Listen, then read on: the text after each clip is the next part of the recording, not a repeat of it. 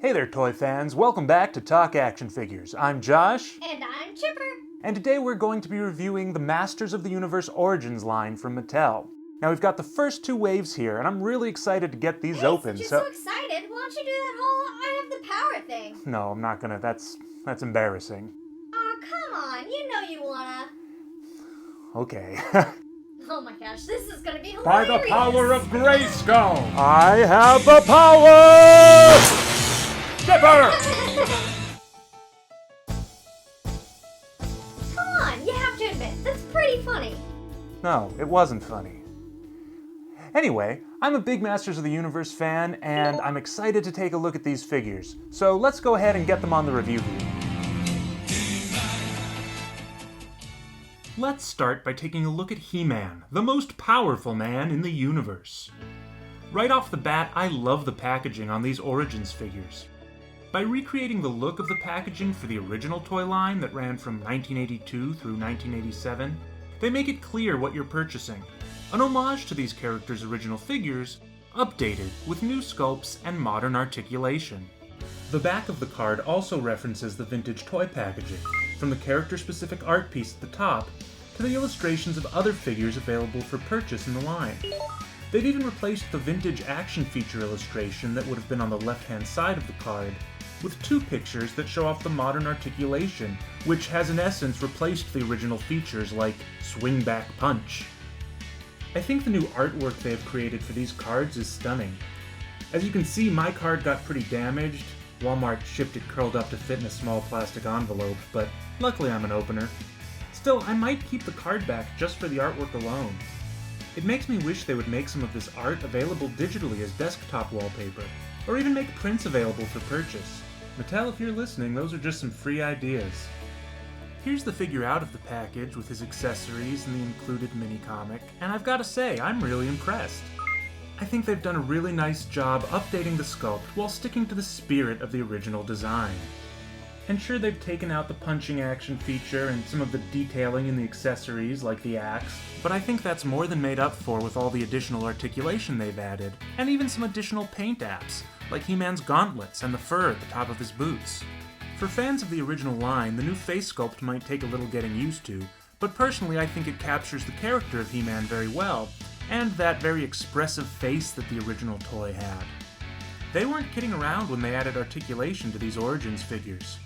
He-Man went from forever being stuck in a crouching position in the 80s with 6 points of articulation, to having a ball-jointed head, swivel hinge joints at the shoulders, elbows, wrists, top of the legs, knees and ankles, and normal swivel joints at the waist and top of the boots, adding up to a whopping 16 points of articulation, enough to let you recreate any classic He-Man pose your heart desires. Now let's talk about that power sword. In a nod to the original toy line, He-Man only comes with half of the Sword of Power. The other half is included with his nemesis, Skeletor. When you put both sides together, they can open the drawbridge to the soon-to-be-released Castle Grayskull. Or I guess already released if you're lucky enough to live in Canada or one of the places where it's out already. Now the story from the original toy line was that Skeletor was searching for the two halves of this legendary sword, trying to use its magic to enter Grayskull, and He-Man was meant to stop him. And this differed greatly from the story of the Filmation series, where Prince Adam used the Sword of Power to transform into He-Man, with no mention of it ever being split in two. Now, some fans have complained that there isn't an option for a full Power Sword yet, and maybe we will get one later on. But the two halves of the Power Sword are a big part of the story for the original toy line and mini-comic, so I think it makes a lot of sense to include the half sword with the Origins figures, at least in this initial release. Now, one huge improvement to this Origins He-Man is the addition of a weapon holster on the back of his armor, so that you don't have to just stick his sword into his bra strap like you did on the original figure. And he now has enough posability to grab the sword out of that holster, which is great for toy photography. He-Man's axe also fits nicely into this holster, and you can attach the shield to the back of either weapon, which gives a lot of variety to how you can display the accessories. I think Mattel has done a great job updating He-Man while paying homage to the original toy, straight down to the mini-comic that's included. Each character in Wave 1 comes with the same comic. It's a short 6-page story with fun art, and it of course features the 6 characters that you can purchase from this wave. The cardback art of those characters is also featured on the back of the mini-comic. I really love this figure. I think they did a great job paying homage to the original while updating it with all new articulation and paint apps. Okay, then what would you rate it? I'd give it a 10 out of 10 power swords, or 20 half-power swords. I have half the power! I really love the artwork for this line. I'm pretty sure it was all done by Axel Jimenez and Francisco Etchart. They've done a fantastic job, and it all really lives up to the legacy set by Errol McCarthy with the vintage card art. If you want to check out more of Axel and Francisco's artwork, I'm going to link their Instagram accounts in the description below. That's a great idea. Send our viewers somewhere else before they're even done watching the video. Well, if you do leave, be sure to subscribe first, but we've got a lot more cool toys to check out. So let's take a look at old Bonehead. It wouldn't be Masters of the Universe without He-Man's arch-nemesis, Skeletor, evil Lord of Destruction. And evil is an upgrade, by the way. His vintage package just said Lord of Destruction. But I'm glad we finally won't be confused whose side this blue skeleton with red glowing eyes is fighting on. I can't emphasize enough how much I love the artwork on these retro card backs. It's a really nice update, while still holding true to the spirit of the original. Skeletor looks so menacing over that swirling pit of lava, you can almost hear his laugh. It might have been nice to have Skeletor's lair, Snake Mountain, in the background of this image, but from what I hear, it sounds like Mattel is hinting at upcoming toys in this package artwork, and maybe they just weren't ready to announce it yet. The bottom of the card shows those same 6 figures from Wave 1, although it seems like He-Man and Skeletor are going to be evergreen figures that will be available with every wave, and it also has those cool illustrations mimicking the old action figure illustration. Here he is out of the package, and I think it's a great looking figure. I think they nailed the details on his armor and the Havoc staff. The color palette is dead on, and the new open-mouth face sculpt is just gleefully evil and much more menacing than the original closed-mouth face sculpt. And of course, Skullhead here has the same updated articulation as Origins He-Man. A ball-jointed head, swivel hinge joints at the shoulders, elbows, wrists, top of the legs, knees and ankles, and a normal swivel joint at the waist and top of the boots. With those 16 points of articulation, you can get these new figures into some awesome poses. Or you can just thumb your nose at the new sculpt and tooling by leaving him in the classic crouched 80s pose. What you do with your figures is your business. Just like the original figures, any extra armor on Origins characters can be easily removed with the straps and buckles on the back, if you prefer your figures au naturel. Unlike Origins He-Man, Skeletor hasn't had a holster added to the back of his armor, so if he's not carrying both of his weapons, he's gonna have to leave one behind. Speaking of his weapons, Skeletor comes with the other half of the Power Sword. And just like the one that came with the vintage Skeletor, this half is molded in the same purple plastic as his Havoc staff. Once you've collected He-Man and Skeletor, you can put the two halves of the sword together and create the full Sword of Power.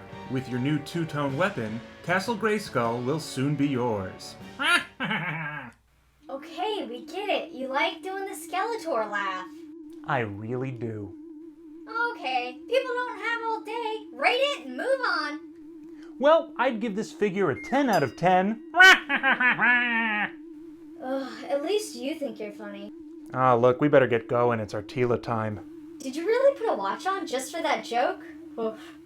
Captain of the Royal Guard, Prince Adam's babysitter, and one of my favorite characters from the Filmation cartoon, it's Teela, heroic warrior goddess.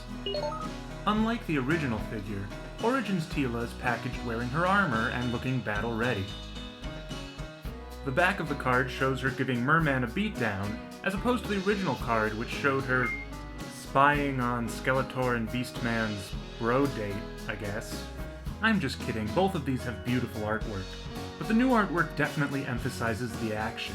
He-Man's in the background, looking like he's thinking that Teela probably doesn't need his help, and on the other side we have the older versions of King Randor and Queen Marlena, as opposed to how they appeared in the Filmation series. It would be great to get figures of these characters in the Origins line, but if we do, hopefully they won't have this Mr. and Mrs. Claus vibe. The bottom of the card has the usual great figure illustrations. Out of the package, Teela looks great, with loads of detail sculpted into the figure and her accessories. She has the same 16 points of articulation as He-Man and Skeletor, and can strike just as many awesome battle poses. Her battle armor can be removed by unbuttoning a simple plastic peg on the back to reveal her classic look. For me, this figure really exemplifies what I love about the Origins line. It has all the details from the original figure, bringing on a wave of nostalgia, but with a modern sculpt and articulation that really bring the character to life. Masters of the Universe has always been an amazing toy line, so it might not be quite right to say that it's neat to see how far Mattel has come over the years, but maybe it's more accurate to say that it's very impressive how seamlessly they've taken a classic toy line and brought it into a more modern style. Let me guess. 10 out of 10, something ridiculous? No, I'm gonna give it 6 out of 5 uncomfortable Filmation laughs. Wow, that's a good rating. You must really like that one. It's a great figure. Now let's take a look at a bad one. He means evil. He doesn't know how to be negative. Evil-Lyn, the evil warrior goddess. Now, as you may have guessed, this figure isn't based on her look in the classic Filmation animated series, although I do have a feeling we will be getting that version in the Origins line sooner than later. This version is based on her appearance in the original toy line, where she swapped in her purple outfit for a blue one, and her normal human skin color for a key lime flavor. On the back of the card, we have a great image of Evil-Lyn clutching her crystal ball in one hand while conjuring a spell in the other. It's hard to compare the very different styles of the new card backs versus the vintage ones. The original card backs were very comic book inspired and always seemed to be telling a specific story that piqued the imagination. The new card backs, on the other hand, are clearly meant to highlight the specific character that's in the package. And that's not to say that they don't have a story, just that they're more focused on giving the character you're buying a very epic pose. And I think it's easy to say that the quality of art on the packaging for these Origins figures really lives up to the legacy of the original line. Now, it would stand to reason that an evil warrior goddess would look an awful lot like an evil version of a heroic warrior goddess. And so from the neck down, Evil-Lyn reuses the sculpt from Teela, just like Mattel did with the vintage figures. Reusing molds like this is a great way for a toy line to keep costs down, and therefore be able to bring more characters to the consumers. One thing that both the vintage line and the Origins line do very well is making these two characters very distinct from one another, both by using completely different color palettes, that's why I assume we got a lime green Evil-Lyn in the first place, and by giving each a very distinct head sculpt. I love the head sculpt on this new Evil-Lyn figure. It's just got so much character and expression. I just realized that I keep saying the original Evil-Lyn had lime green skin, and I'm saying that because I'm looking at the new one. But actually, the vintage figure had more of a yellow-orange skin, so I guess that is a point against this figure if you're looking for accurate representations of the vintage toy line. My Evil-Lyn figure does have a couple of small paint errors, a stray bit of paint on her arm from her wrist guard, and a small spot on her helmet. But neither of these are huge issues, and in general I've been very impressed with the accuracy of the paint applications on this line. Now, just like the original figure, she only comes with one accessory, and it's simple, but it's very cool and has some excellent details. Now, in the world of small bummers, the mini-comic that came with this figure was trapped between the bubble and the card when it was sealed, and was damaged when I opened it. But I guess that's the one time it's a good thing that each character in a wave comes with the exact same comic. Hey, you actually had some critiques this time. That's gotta bring down the rating. Meh, I still loved the figure. Let's say 9 out of 10 plots to usurp Skeletor's power. Oh, brother. Okay, who's next? Man-at-Arms, heroic master of weapons, and frequent victim of Orko accidents. Now, as you may or may not know, the original Man-at-Arms toy did not have a mustache. Man-at-Arms didn't get his lip warmer until 1983 with the debut of the Filmation Masters of the Universe cartoon, which led many kids to scribble mustaches on their clean-shaven Man-at-Arms toys. But thank the Green Goddess, the mustachioed Man-at-Arms seems to be the most widely used in the canon since then, and that's the version we're getting here. The back of Man-at-Arms card is another good example of how the Origins line has strayed from the comic-inspired story pieces on the back of the original vintage cards, leaning instead towards very action-packed pieces that highlight the specific character in the package. And I really love this one. When you put these side by side with the original card backs, you spot all the differences, but just looking at the new art piece, it really brings back all of the emotions of playing with the original toy line. And that's another great thing about this Origins packaging. And the figures themselves. Here's Man-at-Arms out of the package, and as long as we're talking about Eternia's resident inventor, let's get technical about how the accessories are packaged on these figures. They're all packed inside of these small plastic bags, which are wrapped heavily with a very sticky tape. It's really hard to get these bags open, period, but it's even harder to get them open if you don't want sticky residue all over your hands. It's really the only drawback to this line in my opinion. I think Man-at-Arms himself would agree that there must be another solution. Man-at-Arms comes with his classic mace accessory, as well as his extra armor pieces which protect him from being completely invisible in front of a green screen. His armor is easy to get on and looks great on the figure. Having just enough armor to cover one arm and one leg is clearly a nod to the vintage figure, but I suppose if you wanted to recreate his Filmation look, you could just buy another Man-at-Arms and use the extra pieces. The updated articulation on these figures makes them really fun to pose, and this guy looks great from every angle. Even if he does kind of look like Hulk from Thor Ragnarok from the back. The sculpted details on his armor and accessories are excellent, and I really like that they gave him that mustache. It saves me a lot of trouble from having to draw it on myself. Ooh, Tom Selleck should play him in the live-action movie. I'm also available, and I'm willing to grow a mustache for the role. No one wants to see you in a loincloth. Rate the figure, let's move on. Alright. I give this figure a 12 out of 12 rad dads. Now let's take a look at Beastman. Beastman, the Savage Henchman. One of the coolest things about the vintage Masters of the Universe line was that even though they sometimes reused parts, the figures always looked very distinct because of their very vibrant colors and unique accessories. And just like Man-at-Arms' bright green, Beastman was always known for that bright red-orange color, and it looks great on this figure. Now just like they changed the head sculpt on Skeletor to give him an open, cackling mouth, Beastman went the other direction. His vintage figure used to have an open-mouthed roar, and the new figure is baring his teeth, but in a closed snarl. You'll have to tell me in the comments which you prefer, because I like them both. Here's Beastman's card back compared to the original vintage card back, and they're both beautiful in their own right. But the new card art has Beastman front and center in an action-packed shot where he's using his mind control on a herd of angry animals. I'll never get tired of looking at the awesome art on these card backs. Just some really cool stuff. Out of the package, Beastman looks great. Just like the vintage figures, these Origins figures have a lot of swappable parts that can be used to make different characters, and some of the parts for Beastman, which if Origins stays true to the vintage line will be used on characters like Stratos and Zodak as well, show off just how very hairy he is. With his 80s shoulder pads on and his whip in hand, he looks just like the vintage Beastman that we all know and love. I really dig the sculpt on this guy. Like all the Origins figures, I think it's a really good mixture of new and vintage. And with the 16 points of articulation standard on these Origins figures, you can get him into some really cool battle poses. Now we've talked about all the unique pieces Beastman has to show how very, very hairy he is, but what about under that cool chest plate that he comes with? Is there hair under there? You bet there is! Beastman lives up to his name with a very hairy chest. It is something you absolutely cannot unsee, and you're welcome. Now my only nitpick with this figure is the fact that just like the vintage Beastman, he comes with these very shapeless feet.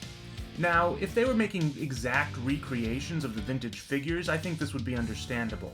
But with all the updates they've made to the figures in this line, by the power of Grayskull, why couldn't they give Beastman some clawed, hairy beast feet? Or at the very least boots if they were going for the Filmation look. Really, anything more than just hairy calves and clogs. This is starting to feel personal. No, it's just the way I feel, but I still love the figure. It's a 9 out of 10 faux hawks for me. If Beastman has the power of mind control over beasts, does that mean he can use it on himself? That's really none of my business. Let's see who's up next. It's Battle Cat,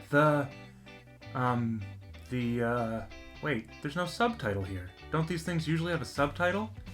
What did the vintage box say? Oh, Fighting Tiger, that's right. Battle Cat the Fighting Tiger. And there was also some copy on top of the window box that told you more about him. I don't know why they decided to put no copy on this new Battle Cat box. Maybe it was just for aesthetic reasons. But other than the fact that the new Battle Cat is facing a different direction in his box than the vintage one was, and the removal of any copy, Battle Cat's packaging might be the most faithful recreation of a vintage package that we've had in the Origins line so far. This new piece of artwork recreates the staging of the original perfectly, but has beautiful new lighting and some really nice added detail, like the sun glinting off of He-Man's axe, and the spittle coming out of Battle Cat's mouth as he roars.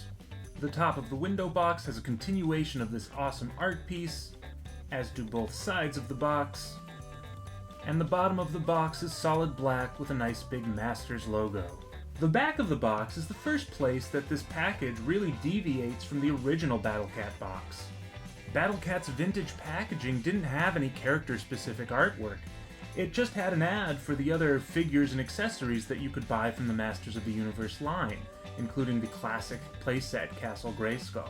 And while this box does display all of the other toys that you can purchase in Wave 1, it's designed more like the figure card backs, with the boxes showing the action features and a beautiful art piece at the top. I like how this art is almost a continuation of the painting on the front, like a battle that ensued moments later. Now out of the package, this figure looks great. Well, is figure the right word? Vehicle? I'm gonna go with figure because it has some great articulation, or at the very least a lot more articulation than the vintage figure had, also known as More Than Zero. Battle Cat has a hinge-jointed mouth that can open and close, and a head that can pivot from side to side, as well as a neck that can hinge up and down. He has a swivel joint at the top of each leg, and a swivel hinge in the middle where the natural joint would be. He also has a swivel hinge tail that lets you pose it in any position you would like. I think this Battle Cat is an excellent figure. It nicely pays homage to the original vintage Battle Cat, while adding all that extra articulation and some nice additional sculpting and texture details. All of the paint is really nicely applied, and he looks great with or without his classic armor. There's also some really nice texture work on the armor, where the spikes and some of the buckles have a glossier finish. Oh, and in case you were wondering, the box art did not lie to us. He looks awesome with He-Man in the saddle. These two are definitely ready to go fight Skeletor. Aw, what a cute kitty! Hey, remember ICANN has cheeseburger? No, that sounds old. What is it, a Vine or something? Never mind. Actually, I have a pretty fun Battle Cat story. Is it actually fun, or is it like trivia? When I was in film school, one of my professors was Michael Halprin, who wrote the show Bible for the Filmation Masters of the Universe TV show. And one of the fun bits of trivia he told us was that in the transformation sequence when Adam turns into He-Man and Cringer turns into Battle Cat, after He-Man says, "I have the power," Battle Cat was supposed to roar, I have the power too! but in the end they decided that it took away from the moment and came off as a little silly. So they took it out and replaced it with a roar. But if you look closely, you can actually see Battle Cat's lips saying, "I have the power too." That's so rude. They just replaced his line with the noise? What d- Yeah, well, sometimes that's for the best. Any Masters of the Universe toy line has to at least have He-Man and Battle Cat. I mean, they're just such an epic combo, and they knocked this Origins Battle Cat out of the park. He looks great paired with He-Man, and that's the most important part as far as I'm concerned. Alright, time to rate this kitty. I rate it a 12 out of 12 cheeseburgers. I have a feeling that even if I got that joke, it wouldn't be funny. Okay, well, let's move on. It's Orko, heroic court magician. Now, unlike vintage Orko, who came with a magic trick and a ripcord that lets you spin him like a top and race him around the floor, this Orko simply comes with a very well-sculpted display stand that lets you pose him in different hovering positions. I don't ever want to come across as anti-magic trick, but I do prefer this display stand as an accessory. Now, the art on the back of Orko's card, and really on the back of many of the Wave 2 cards, is leaning more towards that original vintage comic book style that had a very clear story going on. They are still more action-packed, however, Instead of his usual target man-at-arms, in this one, Orko is dropping a bucket of water on Beastman's head. But before we get into the details of the new art piece, let's take a look at the original more closely. Look at that background. That looks awfully familiar. Where have I seen that before? That's right, it's the exact same room in the palace that's shown on Teela's new card back art. From the tapestries on the walls, to the rug on the floor, to King Randor's tobacco spittoon, I guess. Not one detail was forgotten. And they weren't trying to cruelly age up King Randor and Queen Marlena. They were just paying an homage to Orko's original card art, as well as how the characters appeared in the original mini-comics before they had names or even fully developed characters. I can't believe I missed that. Boy, do I have dragon's egg on my face. Anyway, back to Orko. His new card art is filled with humor and action, and it's just another really cool art piece. The bottom of the card has some more great artwork, and although it doesn't have a cool ripcord to tell you about, it does tell you all about Orko's stand and his articulation. Out of the package, you get Orko, his flight stand, and the new Wave 2 comic called Double Trouble, in which Orko has a starring role. Orko looks great up on his flight stand, and I'm gonna go out on a limb here and say that I think this is the best Orko toy that has ever been made. Sure, he may not come with a gimmicky magic trick, or a projectile orange Cheeto orb, or a sleeping Prince Adam in the bottom of his package, but I think he's an excellent figure on his own merits. He's probably the closest we've gotten to having a toy on model with the Filmation design, and he's got just about as much articulation as you can put into an Orko figure. His head is on a ball socket joint, giving it a wide range of motion and lending itself to very expressive poses. He has swivel hinge joints at the shoulders, elbows, and wrists, but also at the top and bottom of his flight stand, which really gives you a lot of cool posing options. And a total of 9 points of articulation. Not bad for a little Trollin. The comic that Orko comes with is also included with all of the Wave 2 figures. It's another fun short story with great colorful artwork that introduces newcomers to the 4 new characters included in this wave, as well as of course He-Man and Skeletor, which are included with every wave. Before Orko goes, let's talk about the glitter specks in that purple cloud of smoke at the bottom of his stand. It's just a really nice touch, and I think it's awesome. Wow, you're easily impressed. I'm just saying it's a nice detail. You know, I think a lot of fans get caught up in comparing Origins to the Masters of the Universe Classics line, which is a totally different beast. Hey, we already did Beastman. Origins isn't an online-only collector's line, so to sell at retail, it has to be aimed at kids. But Mattel has done a great job putting the thought into what will make it a great line for both kids and adult collectors. It's fun for the whole family. For instance, they could have just put a wheel on the bottom of Orko like the vintage line did, but by including a flight stand instead, that's more appealing to collectors, but doesn't take any play value away from kids. Oh, I get it. It's for adult collectors and kids, which makes it perfect for you since you're a man-child. Exactly. Hey. Well, anyway, Orko is one of my favorite figures in this line, and I would rate him 5 out of 3 Trollins. This rating system makes more sense all the time. Alright, who's up next? Trapjaw, evil and armed for combat. I see what they did there. Now, Trapjaw, in my opinion, is one of the coolest Masters of the Universe baddies. Now, his Origins figure doesn't come with a free warrior's ring with secret hidden compartment that glows in the dark like his vintage counterpart did, but hey, I guess we can't have everything. He's still pretty cool. The card back art for Trapjaw is just awesome and the clearest homage to a vintage card yet. It's almost 40 years later, and Trapjaw is still fighting He-Man on the same cliff's edge, joined this time by Ram-Man instead of Stratos. I love how they're even fighting by the same mushroom-covered tree, although this time Trapjaw is using it to anchor his rope that he's ziplining down by the hook on his head. It almost makes me wish they had included a small length of rope to give Trapjaw an additional action feature, but maybe they'll put out a deluxe version with a glow-in-the-dark ring and trick me into buying it again. The bottom of the package shows how Trapjaw can wear or carry his attachable weapon arms and how he has an articulated jaw. Out of the package, Trapjaw looks great and is once again another really nice update on the original figure. He has more detailed eyes than the vintage figure did, but he doesn't have the painted-on eyebrows.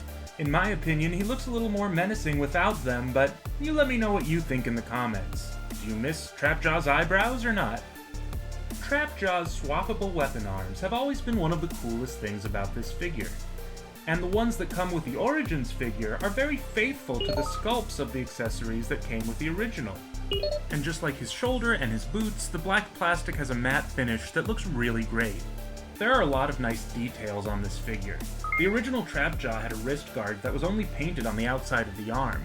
This Trapjaw's wrist guard is painted all the way up to the elbow where the sculpt ends, and it adds a lot of nice color to this side of the figure that was missing before.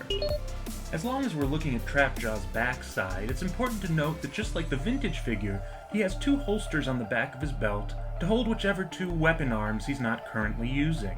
I always thought this was an awesome feature, and I'm really glad they included it on the Origins Trapjaw. The only thing I like more than a figure with a lot of accessories is a figure who can hold or store those accessories so you don't have to put them away when you display it. Ooh, I like that guy. He looks like Frankenstein's monster as a space pirate. Okay, yeah, I see that. Now, as far as a rating, I would say that 5 out of 5 dentists recommend Trapjaw. He's a great figure. Now let's take a look at one of my favorite characters. It's Man-E-Faces, heroic human, robot, monster. Man-E-Faces has always been one of my favorite Masters of the Universe characters. And not just because he's Eternia's resident thespian, but because his face-changing feature has always been, and in my opinion will always be, really cool. He has another awesome vintage-inspired card back, and actually compared to the vintage Man-E-Faces card back, this may be one of the few Origins pieces that's a little less action-packed than the original. In the original, he's zapping a red-faced merman with his blaster. I guess Merman is embarrassed that he showed up late to the fight. But the art piece on the new card back is really clever in that it uses the left side of the frame to showcase Man-E-Face's acting talents and his more human-looking face while he's performing for the royal court, and the right side of the frame to show him snapping into his monster form to fight Skeletor. It also has some great references to this panel from the Man-E-Faces mini-comic, including the insinuation that Teela is smitten with him. I don't know about you, but that's definitely the vibe I'm getting from the new artwork. I love that the action feature panels on the bottom of the card use the same copy from the vintage card. Turn, he's human. Turn, he's a robot. Turn, he's a monster. Out of the package, this is a great looking figure with a really nice sculpt. Now they have made some changes from the original Man-E-Faces figure. Mainly, they've swapped out that not suggestive at all looking pipe leading up to the bottom of his helmet.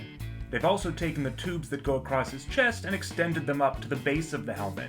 Now these are changes that date back to the Masters of the Universe Classics figure sculpted by the Four Horsemen. They also took the yellow off the sides of the helmet and made it one solid blue piece. I really like all these modern updates added to the vintage design. I also like how they added purple paint to the panel on the bottom of his helmet, perhaps in an homage to that 1980s pipe. R.I.P. Mushroom Pipe. R.I.P. Now let's take a look at that awesome action feature. To change Man-E-Face's face, you simply turn the knob at the top of his head just like on the vintage figure, and it easily clicks on to the next face. The sculpts on all the faces look great and have some nice paint application. As a collector, it can be stressful having a figure with more than one face and not knowing what the other two faces will look like until you get it out of the package. But I was happy to find that the paint was very neatly applied on all three. I was also happy to find that in an update I believe dates back to the 2000X Man-E-Faces figure, Man-E-Faces' action feature doesn't keep him from having just as much articulation as the other figures in the line. He may not have a ball-jointed head, but his head can swivel from side to side, which is more than you can say for the vintage figure, and is honestly something I wasn't expecting. But it just goes to show all of the love and attention to detail that's gone into this Origins line.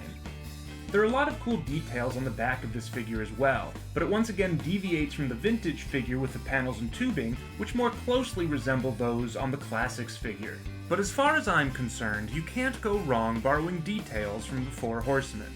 Just like the vintage figure, Man-E-Faces comes with his ray gun accessory, which has a great sculpt and is such a unique accessory it's instantly recognizable. I think overall they did an amazing job updating this classic figure. Let me guess, you'd rate it 3 out of 3 faces? Now you're getting a hang of the rating system. I've gotta get a new job. Trust me, you're going to want to stick around for this next figure.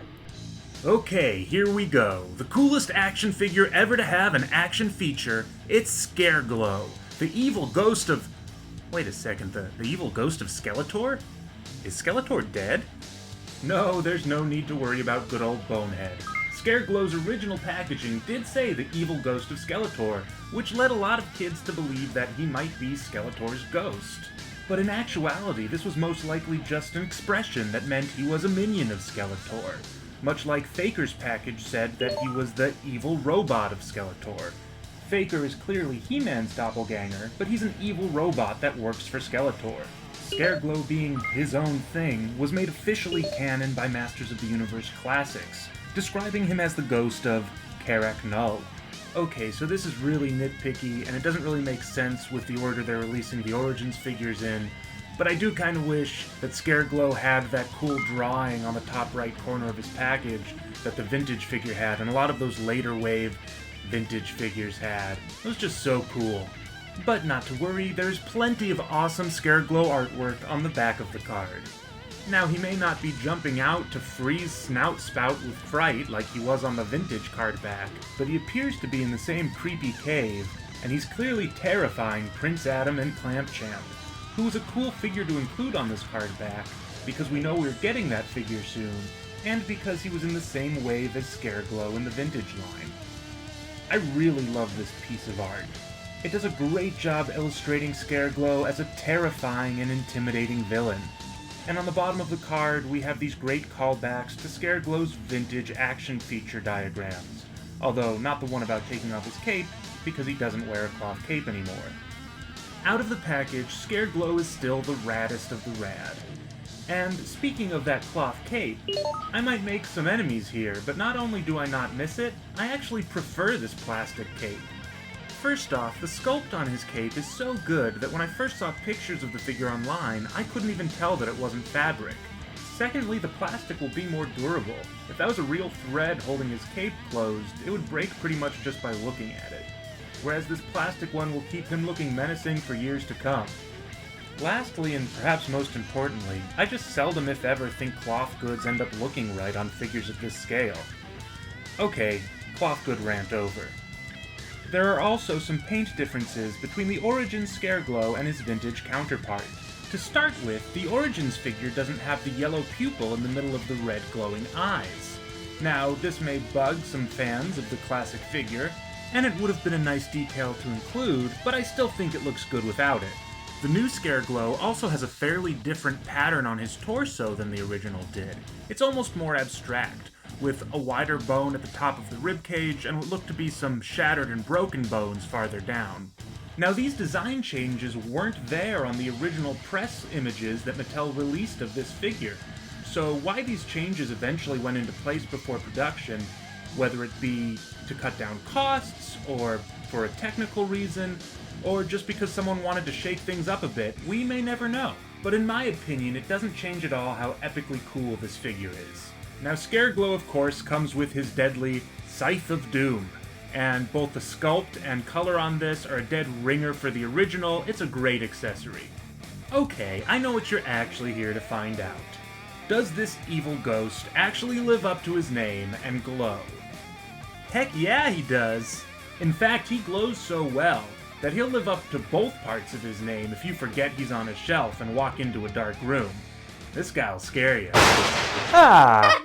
Come on, that's not scary. Okay, what scares you then? The only thing that scares me is questionable fashion choices. You mean like purple pants and a pink vest? Ah! It's Prince Adam with the Sky-Sled, a jet-powered rescue rocket. Now, there's not really an easy comparison here to the vintage line, because that's not how these toys were packaged back then. Not only did the Sky-Sled not come with a figure, it wasn't even its own toy, it was a detachable part of the Battle Ram vehicle. Why did they choose to release just the Sky-Sled without the rest of the Battle Ram? Well, if I had to guess, I'd say it probably is a combination of both price point, being something that would be cheaper to get out on shelves for that first wave, and cultural relevance. They want this to look as familiar to as many people as possible, and a lot of people's memory of He-Man comes from the Filmation cartoon, where the Sky-Sled was often used on its own without the rest of the battle ram. Will we eventually get an Origins battle ram that the Sky-Sled can attach to? Well, the new Sky-Sled doesn't specifically look like it's tooled to attach to anything, but only time will tell. After all, they did release both the Sky-Sled and the Battle Ram separately in the Masters of the Universe Classics line. But getting back to the Origins Sky-Sled, I really like how everything is laid out in the window box to display everything that it comes with.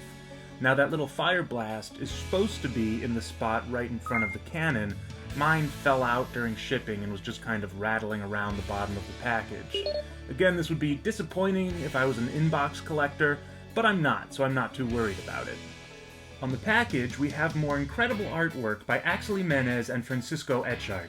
I love this epic battle that they've created in the sky over Castle Grayskull. And as we all know, they said at PowerCon that some of this artwork will hint at future toy releases, so we've got to take a closer look. We've got Stratos battling Merman in front of Castle Grayskull, and I think that's Man-E-Faces manning the cannon up there. And all of those toys are already out. Well, at least Castle Grayskull will be out in the US soon. I don't know who that cool little red demon guy is next to Merman, but if you do, let me know in the comments. In the sky above, we have Man-at-Arms flying the Wind Raider. Now, we don't know what this toy is going to look like, but we do know that it's coming out thanks to pre-orders. The other two Sky-Sleds are driven by Eternia Palace guards, and hopefully we will get those figures. It would be a great army builder. Could be cool to include with the Battle Ram. On the other side, we have Trapjaw and Faker riding Sky-Sleds. Faker, again, has been announced through pre-orders, but we don't know what he's going to look like. And then Skeletor flying the Roton, which I don't think has been announced anywhere, but man, that would be a great toy. I hope they make that for this line. On the left side of the box, we have Teela fighting Beastman, and a cool demon-type character with a horned helmet there. He looks like a faceless minion. It would be cool to get characters like this in the line again to army build. On the other side of the box, we have more of this chasm that surrounds Castle Grayskull. The back of the box, of course, has more beautiful artwork. I love how both on the Battle Cat and the Sky-Sled boxes, the piece on the back almost looks like a continuation of the piece on the front. The battle that was in the sky has now joined the battle on the ground below, but Prince Adam is still on his Sky-Sled and he's mowing down Battle Armor Skeletor. Then below that, we have the awesome cross-cell artwork, as well as instructions on how to switch out the swappable pieces that come with the Sky-Sled. Say that 3 times fast. Out of the package, I think this is a great-looking vehicle and figure. First, let's take a look at Prince Adam next to his vintage counterpart. Don't get scared, Adam, that's just you. This is why He-Man doesn't want to hang out when you're around. Anyway, I think they did a great job updating this classic figure. The main differences are that the vest is now plastic, which I actually prefer, and is a brighter pink that's actually more Filmation cartoon accurate. Now Adam does come with a full power sword as opposed to the half sword, but it's in that same hot pink color as the one that the vintage figure came with. So if you want a normal looking full power sword, I guess you could paint this one? But overall, I really like this figure. I think it looks great all the way around. Adam looks really good driving the Sky-Sled, and it's not too difficult to get him situated up there. That's one of my biggest pet peeves, is when you get a vehicle and you can't get an action figure to look good behind the wheel. I love that Mattel included a stand with the Sky-Sled so that you can display it in a flying position. What's even better is that it's a really nice looking stand. The base is sculpted to look like a sand dune, and the stand itself is clear to really give that flying impression. And it's really sturdy, so no matter what crazy angle you pose this thing at, whether it's taking off or crash landing, it's not going to fall over. I like the blast effect that they included to attach to the laser cannons, and I was also pleasantly surprised to find out that that laser cannon is posable. You can move it to the left or right, which is actually a neat feature. I'm really impressed with the Sky-Sled. It's got a lot of great detail and textures sculpted in. And using the different colored silver plastic for not only the weapons, but for the thrusters on the back as well, was a nice bit of detail. There are not only buttons and gauges sculpted into the control panel, but there's also a sticker that shows you what I assume is a navigation computer. Or maybe he's just playing Pong. The panels on the side of the Sky-Sled are easy to pop off, as is the griffin head, so that the ship can be pimped out by a villain who wants a bad guy version of the vehicle. Both versions of the Sky-Sled look great, and I think it's really nice that they gave us these swappable parts as opposed to forcing us to buy two separate vehicles. Although I think a lot of collectors will want to buy two so that they can display both versions. In case you were wondering, the Sky-Sled also looks awesome without the blast effect attached, and really how you display it is a matter of preference, but it looks cool both ways. I wish I could show you guys the underside of this vehicle, but I have this funny feeling Prince Adam's not going to be enough to lift it. Hey, where'd Adam go? Oh, thanks He-Man, that's perfect. Now as you can see, there's a lot of sculpted detail on the bottom of the Sky-Sled as well. And that's exactly what you want from a sci-fi vehicle like this. Those extra details that really make it come alive. You can also see that the stand attaches there if you'd rather have your Sky-Sled grounded. Yeah, but who'd want it just sitting there on the ground? My thoughts exactly. I really love this figure and vehicle 2-pack, so I'd have to rate it an 8 out of 5 questionable fashion choices. Ah! Whew, don't scare me like that. Sorry about that. So that's it for our review of the first 2 waves of Masters of the Universe Origins figures and vehicles. Be sure to check back here for more Origins content in the future. Yeah, and if you want to watch one of our other toy reviews, just click down here. Click right here for an episode where we interview a toy collector and show off their awesome collection. And don't forget to click up here to subscribe. That helps us out a lot. Keldor didn't subscribe, and we all know what happened to him. Alright, thanks for watching, stay safe out there, and make it a good day. Good journey.